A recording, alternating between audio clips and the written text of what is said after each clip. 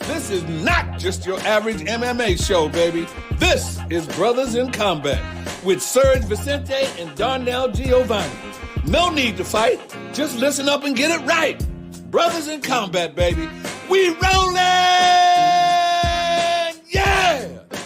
All night long. Boom.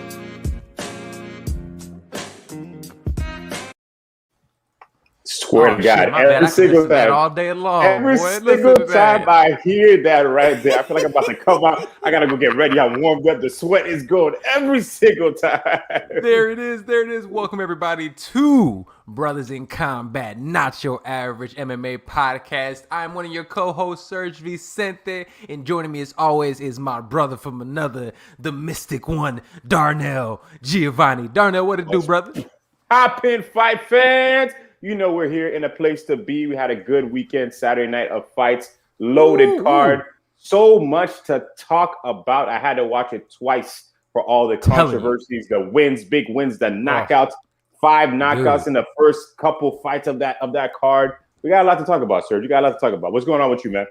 Dude, I'm doing fucking well, man. We out here, you know what I'm saying, in lovely LA. Sun is shining, the birds are chirping, hella fights happen, man. So I'm feeling good, man. How about yourself, man? How's it going down there in MIA?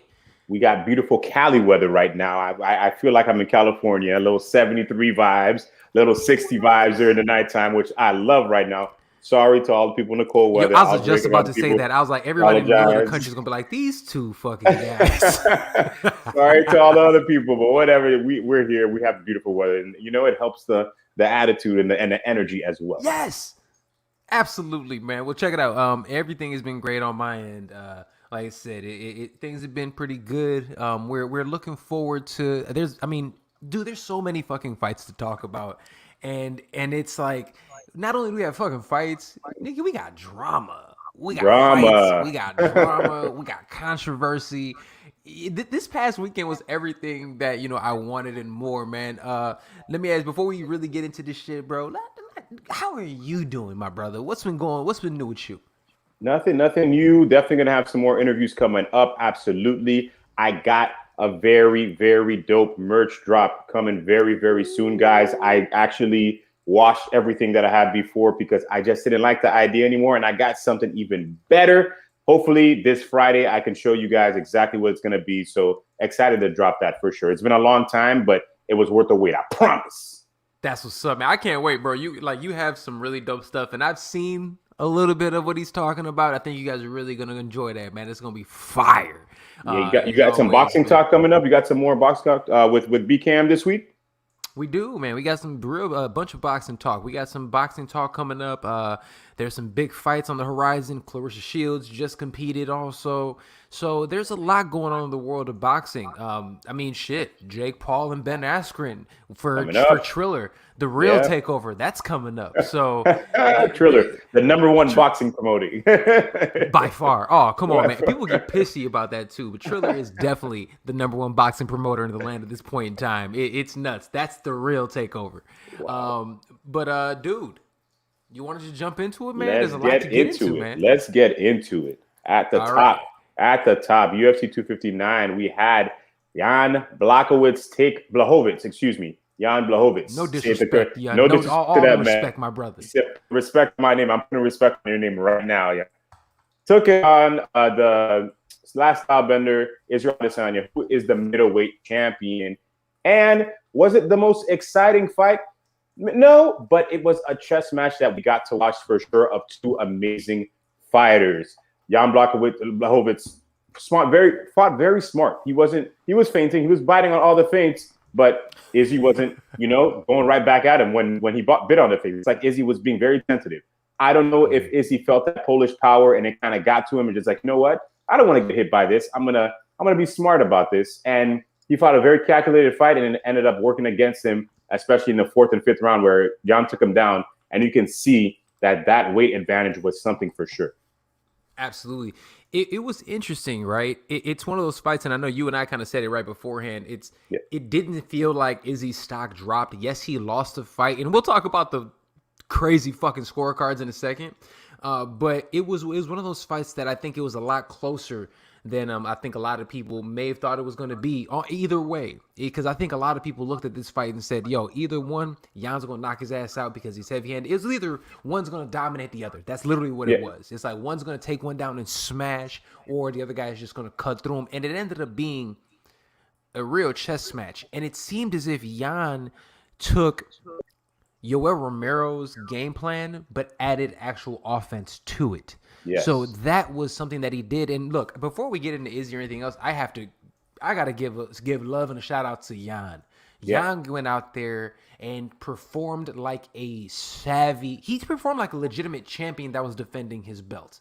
He did an amazing job. It was a great performance by him, and a lot of people looked at him, I think, as a step over champion. Like, you're just a fucking placeholder. Dude, Jan is here, and he can be a legitimate champion here in the UFC at 205 for at least a couple years. And nobody complained about his performance either. Remember when Israel fought Yoel? They complained about Yoel Romero's performance, just like he wasn't doing anything.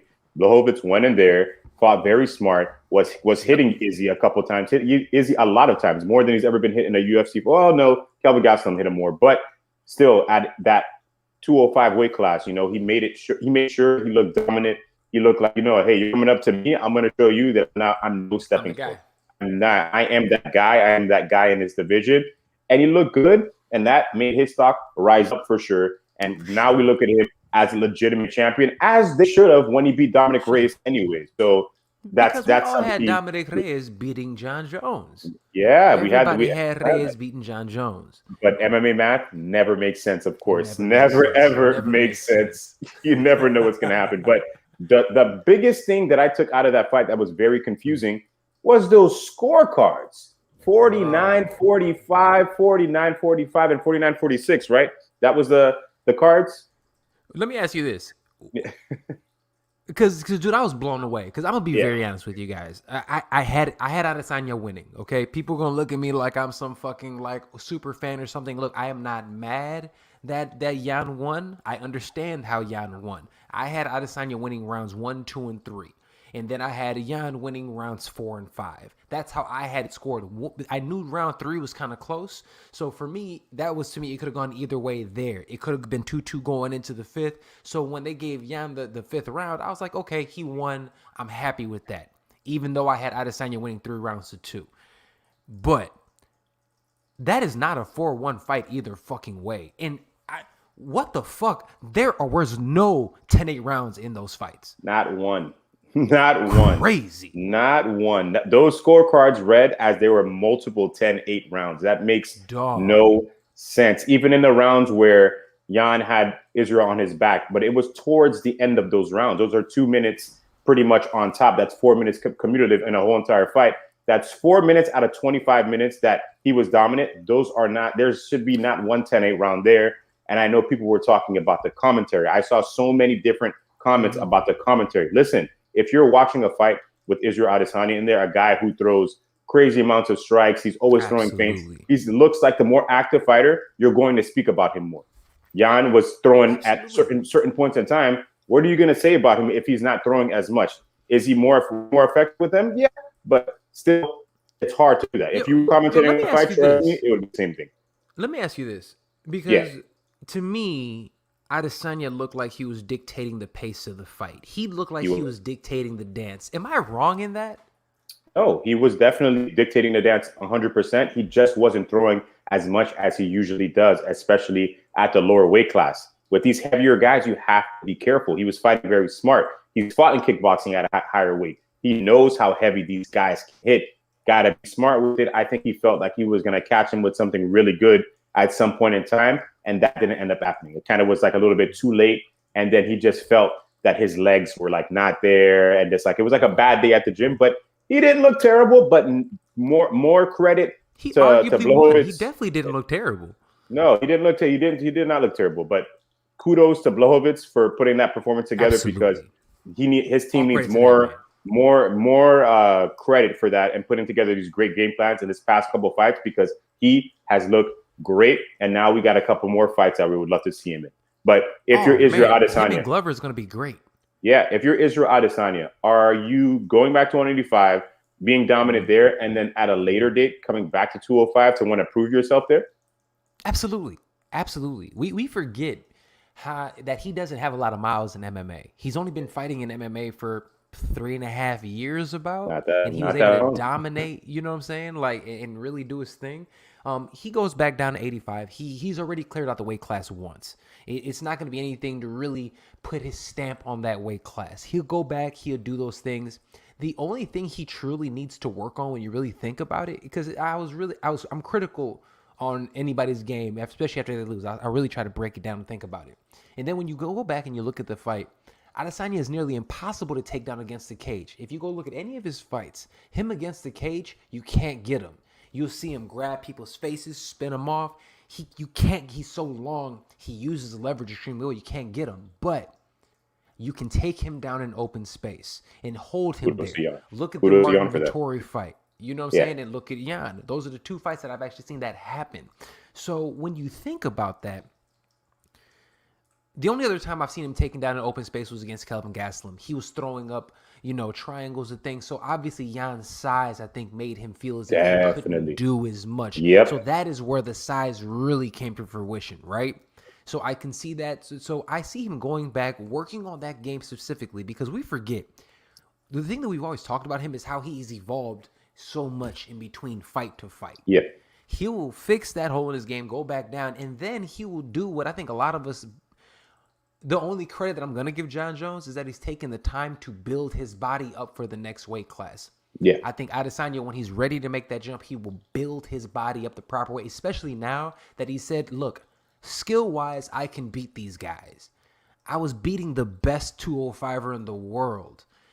I just have to make slight adjustments. He comes back, he does that. He'll dominate that weight class as well. I'd have no doubts. It reminds me almost of like when Max Holloway moved up to fight Dustin Poirier, who already built his body up, did that. Body wasn't there yet. Body wasn't there yet. Y'all mean to tell me Max Holloway in 2 years, when he feels like it, he's going to dominate whatever weight class he feels like going to? This is facts. This is complete facts. It definitely, the body thing was a lot, and you can see that when he was on the ground. He wasn't throwing anything up, wasn't throwing any triangles up, nothing at all. He wasn't taking damage though either. But one thing that I do want to say is I want to see back to Israel Adesanya, the guy who is very active. Remember, before this fight, he hadn't fought in a long time. That's definitely his longest layoff of his UFC career. This is a guy who was taking 4 fights per year. Now he's at his first fight this year, but I want to see him be as active as possible. Is there anybody right now in 185 that he can fight? No, there's no clear contender, but in the month of April, we have 2 fights that can determine a lot in that division, from Kevin Holland versus Derek Brunson, and Darren Till versus Marvin Vettori. And we got Robert Whittaker against Paulo Costa. We got 3 fights that can determine a lot of different things. Against Elvino, Paulo Costa. So by summertime, we may be able to have a contender for Israel Adesanya. So we definitely have to see that. I can see that. I'm trying to think right now because there isn't any clear-cut number one. Obviously, if Robert Whittaker wins, that's probably the fight that they're going to end up making. It'll probably end up being Robert Whittaker. Part two. That's probably what it ended up being. But I'm curious to see what happens with Kevin Holland. Kevin Holland can put himself literally on deck. If he goes out there and puts a great performance on against Derek Brunson, he'll be the next man up because he has such momentum from 2020, and then he's kind of building off of that right now. So he has that opportunity there. But there's so many amazing and fun matchups. 185, it's funny. 185 for the longest was trash. Yeah. It was so fucking garbage. Didn't nobody care. And then Luke Rockhold came, won it. You thought, oh shit, we got a fucking guy we can get excited about, Luke Rockhold. That motherfucker got his ass whooped. Bisbing's old ass came over here. I guess this is fun. GSP old ass came, whooped his ass, and then just peaced out. You know what I'm saying? And it's like, and then we had everything else. The Robert Whittakers, the Yoel Morelos, and that changed the class. And it's just like, okay, we got a lot of exciting guys here in this small rankings of guys. Yeah, but now it's like, dude, the middleweight division's top 6 is pretty fucking deep. You think about it. Oh yeah. I mean, obviously we got the champion. We got Adesanya. We have Elvino, right? You got fucking Vettori. Mm-hmm. We have. Don't forget about Kelvin Gastelum, who looked great his fucking last time out. Yep.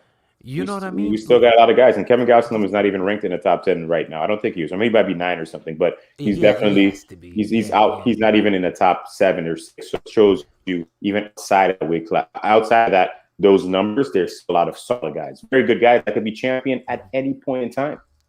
Well, let me ask you this: what's going to be next for Jan Blachowicz? He's the champion. He's worth it. He's earned his spot.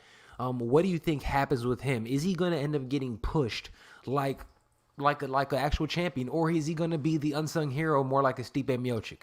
I think he's going to be the unsung hero because he's not a guy that's going to overly push himself as well. A lot of these guys that get pushed is because they're doing a lot of stuff. They're doing a lot of media. They're doing a lot of different things to put themselves out there. He's a family guy. He says he just wants to go home and spend time with his son because he doesn't get to do that when he's in training camp. So he doesn't have to do that. MMA fans will respect the guy. He retired no matter what he's just did, the run he's been on. That's definitely going to be memorable, 100%. I feel like that just solidified him for a UFC Hall of Fame, honestly. Because, you know, how many guys have defended the 205-pound belt, not named John Jones, Tito Ortiz, or Daniel Cormier, of course, I can't hear him out, or Chuck Liddell's. You know, it's like 4 or 5 guys you can name that actually defended that title. You know, Tito Ortiz as well. Especially if he wins his next fight. Especially if he wins his next fight, you have to put him up there because look at his fucking resume, dude. Think about it. He's how many former champions has he actually beaten at this point in time? When you think about it, you know what I'm saying. You got Luke Rockhold, you got Israel Adesanya, you got a guy who should have been champion in Dominic Reyes. You know what I mean? Like right there, to me, you got 3. You know, and then you have I think they do the Glover Teixeira fight next for sure. Glover Teixeira is the number 1 ranked contender, but unfortunately, we're not going to be able to watch that fight until the fall time because Jan said he wants 6 months off, which is understandable. But if you're going to be a champion, you got to be somewhat of an active. I feel that a champion should at least defend their title. I want to say 3 times a year, but I know training camps are hard. I get it. Maybe 2 times. But you know what though? Okay. That title wouldn't have been defended anyways for at least another 6 months if Adesanya won. So it is what it is when you really think about it. You know what I mean? So I guess it's like whatever. Y'all wouldn't have fought for that shit no matter. The only problem is, which sucks, is that Glover's getting old as fuck. He is getting. He's getting up there in age, but he's staying active. He's still training. He had Lyoto Machida with him in his camp over there, and he has a couple other young guys just to keep staying active as much as possible. So I think the fight with Glover is going to be very interesting, very exciting because it's definitely going to be a clash of styles. Glover can stand and has a really good ground game. So we're going to see what happens between them, and hopefully in the fall time we'll see that. Such a great stylistic matchup.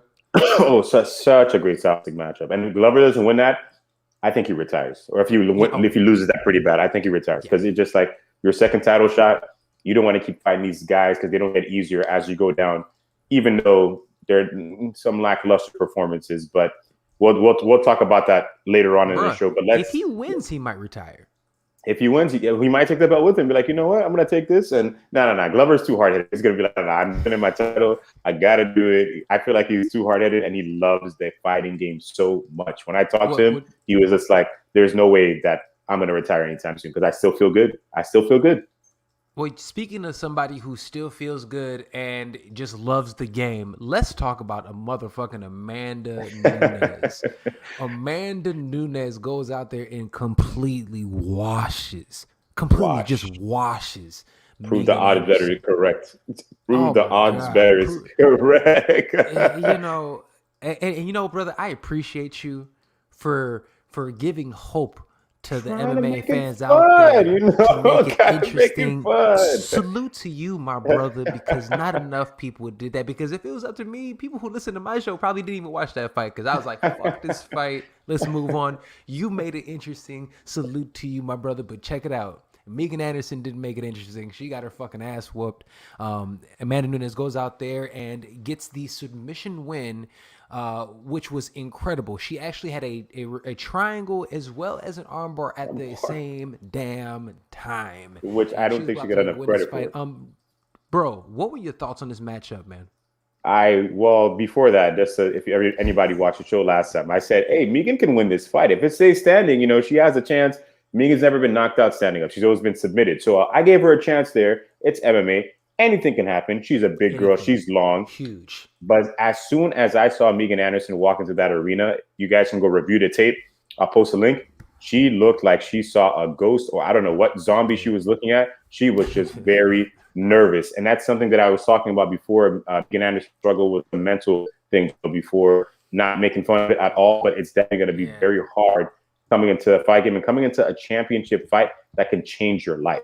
Literally change your life. So Lord knows what kind of pressure she was dealing with, but it definitely showed in the cage. Amanda went in there, dominated her really fast. The first time she even touched her, Megan Anderson's legs were flopping like an octopus. It was just very bad. Looked like Bambi was just born. Yeah, it didn't look good. It didn't look good at all. So I got to give kudos to Amanda Nunes as well for being such a positive champion especially for women, because when we had Ronda Rousey, everybody fight like a girl, all that stuff. Yesterday was Women's Appreciation Day, or Women's Happy International Women's Day. International Women's Day. So happy International Women's Day to all the women out there. Salute to you. And here's the thing: we're actually going to talk about something that has to deal with women at the end of the show. So unfortunately, it's a little bit of drama, but we'll find out. We'll get our points of view on that. Yeah, we'll talk about that one. But continue, my brother. I'm sorry to cut you off. But yeah, for Amanda Nunes for being such a positive champion and just, speaking so well, bringing her daughter in there, the joy of her life that just has changed her life so much. And you can see the happiness in Amanda Nunes' face and just in her spirit. And it's just awesome to see. So I was very happy for her and Nina Ansara. That's a cool story. But for the UFC, let's just diminish this 145 division. We don't need it. Add a women's 105. Do an atom weight instead. The 145-pound women division, it just shouldn't exist anymore because there's nobody's being Amanda Nunes at that weight. Nobody's being Amanda Nunes at that weight. But we got somebody in the bantamweight division who's screaming for Amanda Nunes right now, and that's Juliana Pena. Serge, what do you think about Juliana Pena? Just going crazy, hitting up Dana White, texting him. She's been on 3 shows talking about it. What are your thoughts on Juliana Pena coming up? Not coming up, just like talking about Amanda Nunes. She's not ready for that. She's not ready for that. She just got fucked up like 2 fights ago, like the fight before last. I think she's only on like a 1-fight winning streak. You know what I'm saying? She's on a 1-fight winning streak. She did make a point. She said Amanda has fought a lot of these girls on 1-fight winning streak. So she's like, why can't I get a chance too? And I can't argue with that point. Yeah. I can't argue with that point. But I will, because at the end of the day, who's left, right? I don't know if you have anything you haven't pulled up next to you or anything right now, but I'm just thinking about the weight class. Who's left there that she hasn't already dominated? So when you do think of it in that, I mean, who hasn't she already beaten? So when you think about it that way, you know what? Why not? Yeah, I say why not? I say why not? At this point, she's beaten Holly Holm. I don't want to see her fight Ariel Aldana because Irene Aldana can even beat Holly Holm.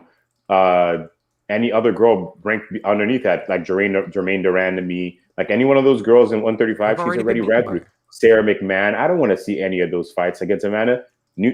I think Pena would be her toughest test at 135. Not to say it would be that Amanda can run through her as well, but it wouldn't be. It's the wrestling pedigree thing, grappling. Pena feels that she can beat her there, but I don't know. The only intriguing fight to me for Amanda Nunes is Valentina Shevchenko. That's it. It's Valentina. That's it. Valley Chinks. That's it. Valley Chinks. In my opinion, those right there are the 2 greatest female fighters we've ever seen. The 2 of them in any combat sport. I've said time and time again, those are the 2 very best. Valentina Shevchenko is one of my all-time favorites to watch. Her style, her technique is perfect. Yeah, it is perfect. She doesn't do anything wrong. She can grapple, she can strike, she can box, she can kickbox, she can walk you down, she can play the counter game. Dude, her style is incredible. She's one of my favorite all-time fighters to watch. And then you have Amanda Nunes, who is just this fucking dominant monster of a champion that's just knocking bitches out left and fucking right.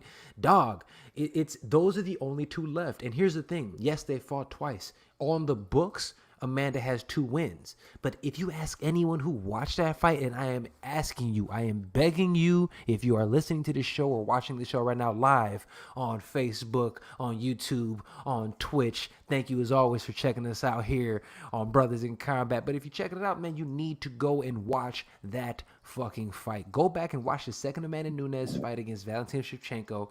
Tell me Valentina didn't win that fight. Everybody who watches that fight thinks Valentina won that fight. And that's the thing. They got a little bit of beef because they remember the stare down. That was the one where Amanda Nunes put her hand on her chin and pushed it off. I don't know if you guys remember that. Go back. They got a little bit of beef. There's some heat there. That is the only fight to make. And guess what, people? Valentina wins. She definitely has more confidence right now because, she's been a defending champion, but I think Amanda Nunes is way better than she was when she fought Valentina at the same time. I do too. But both of them, they both are better now. So why not put that fight together one more time? I think it happens. I think that's all that's left. Juliana Pena as well, but I think that's the most competitive and compelling performance. Facts. Fight to watch for sure. But yeah. I know we got a good one. We got to break it and too. Salute to us for making a longer topic and discussion out of a fight that we literally talked about that fight longer than it lasted. It literally. Well, here we're going to talk about this fight, and I have to get your opinion on this. And we made a point not to talk about this beforehand because I got to talk about this live. Piotr Jan. Aljamain Sterling. Aljamain Sterling ends up winning the belt via disqualification. The first champion to ever win his belt via disqualification. The reason there was a disqualification is because at in the middle of the 4th round, in my opinion, Piotr Jan was getting a little bit frustrated. I think he had a guy in front of him that he couldn't get out of there and he couldn't figure out why. He's tired. He's hurt, but I can't get him out of here, and he's outpacing me still. I don't understand it. He was frustrated, and while Aljamain, and I will admit, and I agree with my Demetrius Johnson, was stalling. He was stalling position just to try to catch his breath or whatever. Piotr Jan listened to his corner and kneed him directly in the face. After the referee told him he's down, don't knee him in the face. And he did it anyways. Disqualification, the fight's done. First of all, I think the UFC and the judges took far too long to make a decision, and they watched this man roll around the fucking ground forever, which I think is wrong in his own right. But then, obviously, the interview and shit, a whole bunch of shit to get to in this one. Before I get on my fucking soapbox, brother, what were your thoughts? Before I give my thoughts, who did you have winning that fight in end to the 4th? That's what I want to know. Okay. So, I honestly had it much closer than I think a lot of people did. Mm-hmm.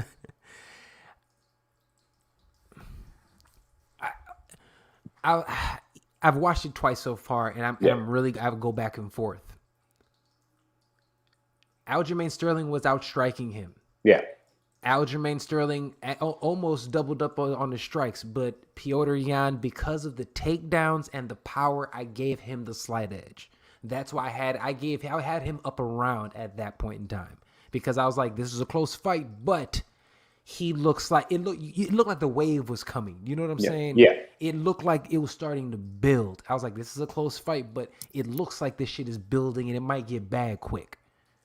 So interesting you say that. So me going to that 4th round, when that 4th round was over, I probably would have had Piotr Jan a little bit up or tied. One or the other, because as much as Aljamain was getting taken down at ease, by the way, which is very weird to see, at ease. And it wasn't regular takedowns, it was trips. It was trips, I got a question for you about that one too. Yeah. Let me ask you this. Let me ask you this. And did Aljamain seem a little nervous to you? Did his energy seem weird? Extremely nervous. And it's so weird because he's never like that. But once again, people forget this when you go into a championship fight, which can change your life. You have a lot of pressure on yourself. And I'm sure he put so much pressure on himself. And this fight was supposed to happen in December. And now it's here, Long time he's been thinking about this, going for it, been asking for it. And he finally gets it. He's in that cage. There's no crowd. It's just you and that guy. It's just you in your own mind. And you're thinking about it. You can literally see every time Aljo went back to his cage, he was just like, Ray Longo would ask him, how you feeling? I've never seen Aljamain Sterling that exhausted. But going to that He had fourth such round, an yeah, adrenaline dump. I was starting to get Peter on the fight now because he was definitely turning it on. I feel like that fifth round would have been so bad for Aljamain. He was doing a lot of things to stall. He was throwing spinning back elbows and back fists, which is weird to throw when you are that exhausted. So that shows you mentally he probably wasn't there. So when Peter Yan threw that knee at somebody who's as tired as Aljamain, that's gonna hit him even worse, and he's gonna feel that even worse. So I think Aljamain was acting? No, I don't think he was acting. I think he legitimately got hit by a clean knee that hurt him. People are saying I all want to these things, speak on but that in a second. yeah, people are saying a lot of different things. He's acting this and that. Go on your knees. Have somebody who doesn't even fight knee you in the face, and let me know how easy you can get up. Please let me know how easy you can get up. A guy who can throw knees his whole entire life, Muay Thai guy, knows exactly. Guy trains at Tiger Muay Thai. They know how to throw knees. He trains at Tiger Muay Thai. He threw it directly to his face. There was no like, oh, it sideswiped him or it hit his hair. It hit him right in the face. There's no way I'm getting up from that. No way. And I'm gonna say something too as well. If I'm Aljamain Sterling, and even if like, let's say I was still okay, I'd probably milk it a little bit too, and just be like, you know what, man's cheated. You need to get disqualified for that. That is the rules. They tell you the rules before the fight. You know the rules. You've been fighting for a very long time. Don't act like you don't know exactly what happened. And especially the corner calling it out. Literally told him. And the ref said it. Downed opponent. He said downed opponent, literally. And don't tell me Peter Yan can't understand downed opponent. He can see that he was down. Yeah, and he was waiting. You could count 10 Mississippis before he throws that knee. And his Aljamain still was nowhere to where he should have been hit. But go ahead. I know you had something to say about that. No, dude. Honestly, you said it for me. You hit it on the fucking head. If you're so fucking tough, I want to see somebody knee you directly in the face and tell me how you feel. Do you know what I'm saying? It is for anybody to sit there and say that he's going out there acting, dog. This isn't the fucking WWE. Nope. I know you guys like fucking storylines and we like all the other fun shit. You know what I'm saying? And don't get it twisted. I like all the fun fuck shit of the fight game. I do. You know what I'm saying? We all degenerates in some way, shape, or form. I fucking get it. I dig that shit. What the fuck? I'm in the media, right? Yeah. But let's just keep it a bean. Dog, that's not even realistic. This isn't for play. You mean to tell me a man that has been working his ass off, dominating the best fighters in the world, who finally gets his opportunity that he's begged for years and he's trained for since he was fucking 8 years old, to all of a sudden get there and all of a sudden say, oh, you know what? Let me get up here and, you know what I'm saying, and make up some bullshit. Come on, son. That's great. My ladies, I live out here. That's great. I honestly don't think Aljamain was acting. Peter Yan saw what happened. Peter Yan didn't complain about it that much after either. He just like, you know what? He knew he did it. He knew he did it. He knew exactly what he did. Run that back after. It wasn't a spare of the moment thing. It wasn't like sometimes where guys are going with a rhythm and they just throw it. How malicious do you feel that was? It was definitely there was definitely malice behind that. 100%. He was a frustrated guy. He got frustrated after Aljamain was just doing a lot of the different stalling things and couldn't get rid of him. Peter Yan was tired himself too, but not as tired as Aljamain, of course. But I definitely want to put a pace on him. Yeah, he was, and that's the first time I ever seen Aljo fight like that, to where it was kind of a little bit like of a difference, you know. He was rushing everything most times. In even the Pedro Munoz fight, he put a lot of volume up, right? But there was a rhythm to it. Everything was that rhythm that he always has. He was smooth. This, he seemed very nervous. He was falling down a lot. Like, I've never seen him fall down so much. It was just all this nervous energy, which brings me to my next point, which is this. I think Aljo looks real good in the rematch. And the reason I say that, and the reason I say that is this, not saying that he's going to win. Not saying he's going to win. But the reason I say that I like his chances better in the rematch is because those butterflies are gone now. Yeah. I felt him. I know what it was. The moment isn't too big. And now I have the confidence that, you know what, motherfucker? I am the champion. You know what I'm saying? Because once you hold it for a second, he's gonna start getting that confidence and that swagger up a little bit. It's gonna be like, you know what? Fuck this motherfucker. He cheated, and I deserve this. So he's gonna have a little bit of a I'm sorry. Hold that thought for 1 second. This is live TV, guys. I'm so sorry. I forgot to put my charger on the computer. Let me grab it real fast. Hold on, guys. I apologize. No worries. Well, here's the thing. I'll say this, and you know, while he's getting everything going, the fight itself is a fight that I thought was going to be the fight, like a fight of the night type of fight. And if it wasn't for Aljo's kind of erratic behavior, we probably would end up getting that. So I think in a rematch, I think we can get that type of fight, especially if Aljo gets to the point where he's a little bit more calm, he's a little bit more secure, and he has that little bit of confidence and that swagger, because I don't feel like that's the Aljo that we come to know and love and expect. That absolutely wasn't him. Now, in terms of Petr Yan, he's gonna in terms of the fight, I think we're gonna get the fight that we want. He's a fucking savage. He came in as Russian as fucking can be. I'm talking about my man came in like Prime Fedor, had the creepy fucking Russian music and shit. Like, don't speak no English. Like, my man's played that shit to a fucking T. And he has all this swagger, he has everything. So I believe that fight's gonna be great. But I will say this, and here's the thing about that fight. Does he even deserve an opportunity? And I think we got my brother back. Yep. Good. We good. Live TV, guys. Sorry, live TV. I didn't want to take away, especially and the point you're about to make too. I'm just like, I can't miss this, and my computer just shuts off on me. Oh, brother, no worries, man. Like I said, we got this shit rocking. But you know what I'm saying, though. It's just at the end of the day, I think that, and this one I want to ask you, actually.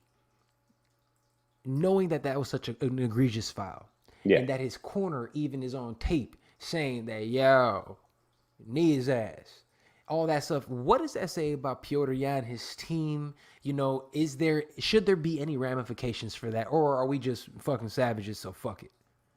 No, I don't think any ramifications for that, because this has happened in the past before where somebody needs someone. They did have animosity in between them, but I don't know. I'm not penalizing them for that. The biggest penalty he got was losing that title. So that's big enough. You lose a lot of things going into your next fight. Who knows if they might not even run it back? We don't know that yet. We do not have any of those answers. But I do think if they run that back, I think Petr Yan dominates Aljamain, because Aljamain couldn't even take him down. Like what's his name? It's going to be like Joey B and second time he's gonna probably look even better, because now he knows he can't take him down. He was 1 for 17 off takedowns, terrible. And it's not like he was going for those even in the earlier rounds, he couldn't take him down. And Petr Yan was more powerful than Aljamain, which is just very weird to see, because I thought Aljamain would look better there, or just especially when they were dry. Stronger. Yeah, even stronger, but no.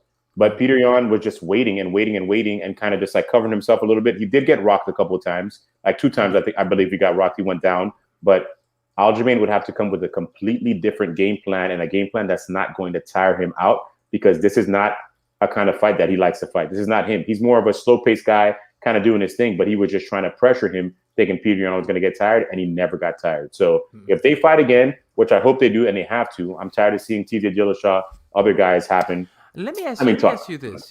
I'm glad you brought up TJ Dillashaw, right? Not as much as Henry Cejudo, because Henry Cejudo just kind of backtrack on his comments, which honestly, that's the first not cringy thing that I've seen Henry kind of do recently. Yeah. But Henry Cejudo or TJ Dillashaw goes out online, talks shit, calls Aljamain an actor, and he goes out there also and says Petr Yan's a cheater. How do you feel when you have other fighters like him specifically saying these things about guys who were just put it on the line? TJ Dillashaw will do anything to get himself back into a title contention or a title shot. He'll say anything. As you can see that at that point, for him to cheat that after, now you're a cheater too, motherfucker, with Petr Yan and Aljamain's the actor and saying all these things. He's just trying to get himself back into a title contention as soon as he comes back. He's entered his name in there once again. I feel the biggest loser in this fight, unfortunately, is Corey Sandhagen. That sucks for him, because now he's going to have to wait even longer for these guys to fight again, or whatever it is. And that sucks for him, because he definitely was the next up. Whoever won that fight definitely was next up. And now they're going to have to run it back. But if I'm Corey Sandhagen, I'm fighting TJ Dillashaw, because TJ Dillashaw want to come and take everything I worked for these past couple months that you were cheating. You better bring that ass here, boy. I would and love come that take fight. this whooping. That's a Why not, good right? That's the fight. main That's a event. good That's the main fight. event. Now you That can is say, a main event. that's a pay-per-view main event.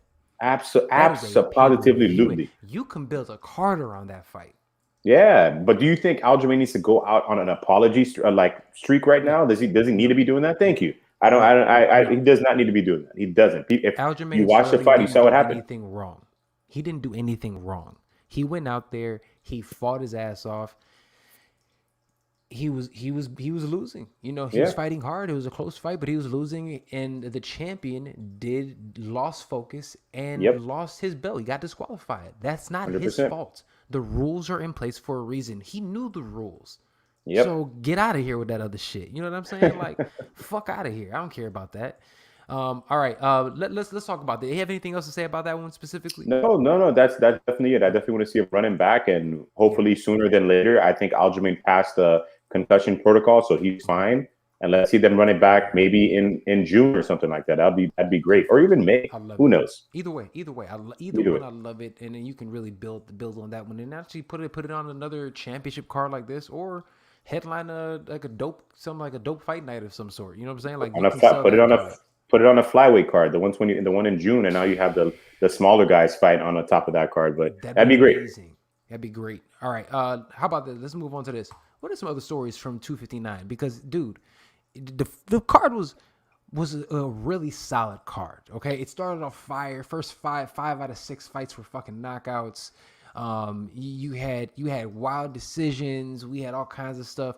For you, what were the biggest takeaways from 259?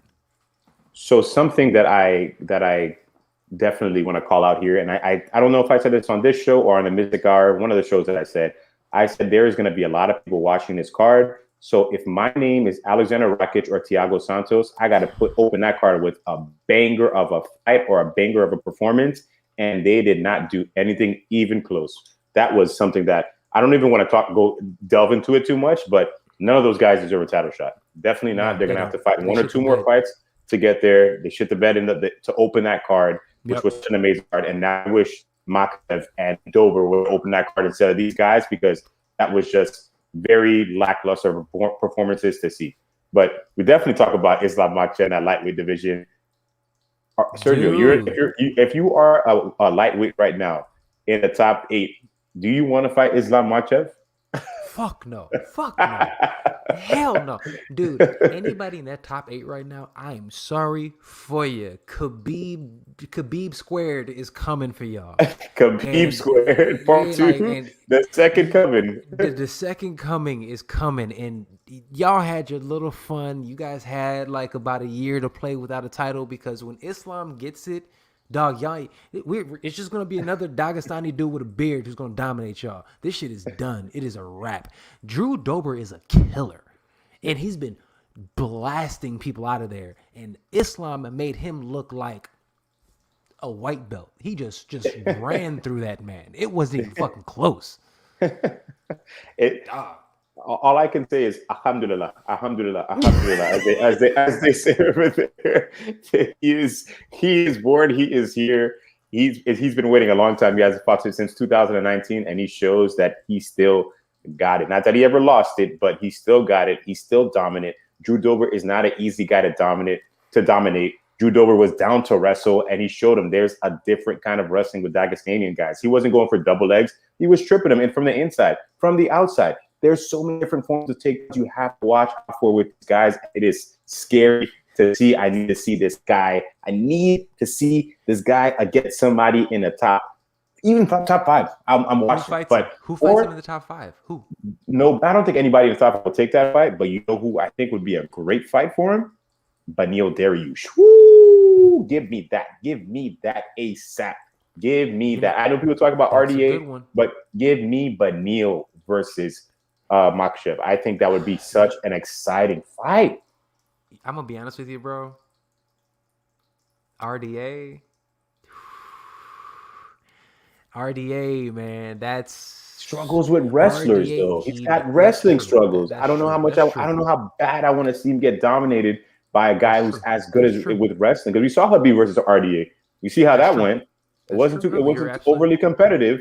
Makhachev, I think, would do the same thing. So I feel like Beneil would be a fresh matchup. I think Beneil got confidence up that booty right now for that. I want to see Beneil versus Islam Makhachev. I know Beneil wants to fight up, but fighting Islam Makhachev is still kind of like fighting up because Makhachev probably should be ranked higher, honestly. And he has a bigger name, bigger following. Let's fight that guy. I'm Beneil Dariush, Islam Makhachev. Come on, let's go. We see you, Sean Shelby. There it is. That's the one. You're welcome. That's the one. You're welcome. But Serge, let me ask you, how did you feel about Dominic Cruz's performance? Okay. Do you feel that his post comments were more important than his actual fight, or just gave because I feel that coming out of that fight, we talked about his post fight comments rather than the fight against Casey Kenny. Well, here's how do you feel he looked? How do you feel he looked? I think he looked good. People forget Casey Kenny's not like a scrub. Casey Kenny's somebody that people really have a lot of faith in, and they really believe is going to be something in the near future. And he went out there and he beat him. He beat him. He proved that he was better in every capacity. He hurt him. He took him down. He honestly, he sunned him. Yeah, he sunned him. That's what it looked like. You're not on my level, son.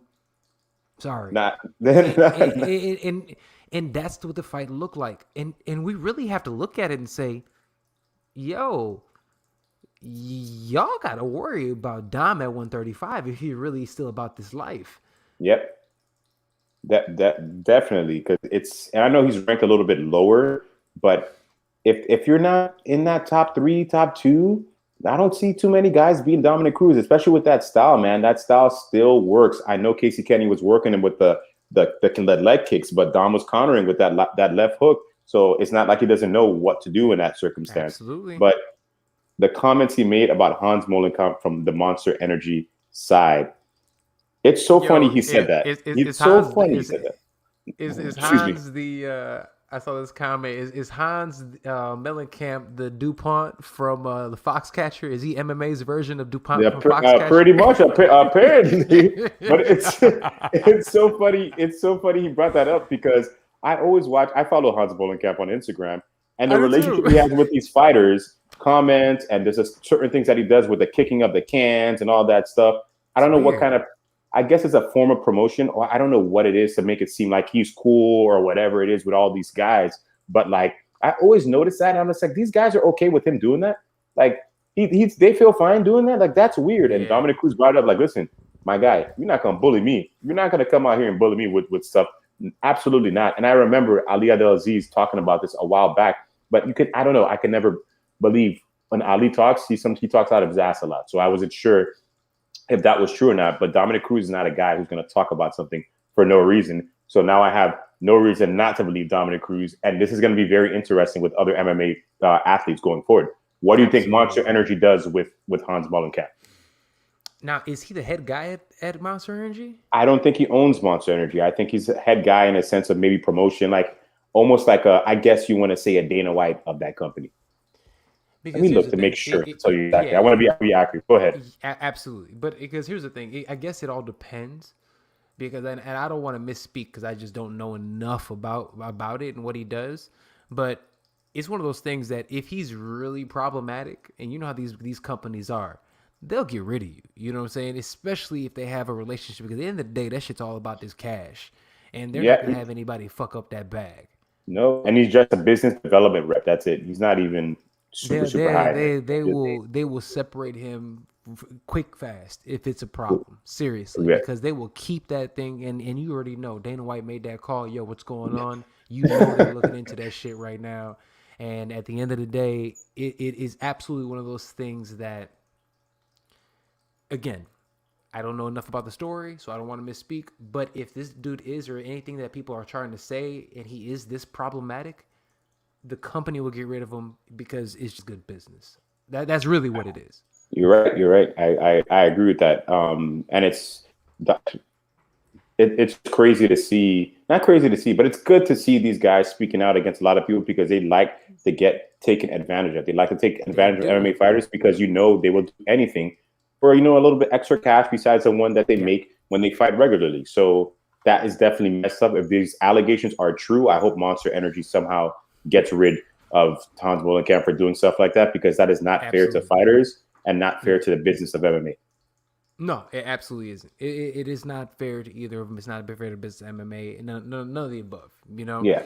Um, is there anything else about before we move on? Anything else about 259 we want to touch on? I definitely wanted to touch on a Joseph Benavidez thing, which is Yeah, it's a tough watch because you know how good he is, you know how Right. great he can be. You know, he's fought for such a long time in the UFC, very long career. You know, and he fought a guy, an Askarov, who's pretty hard, man. He's a very tough wrestler, and Joseph Benavidez never really had tough problems with wrestlers.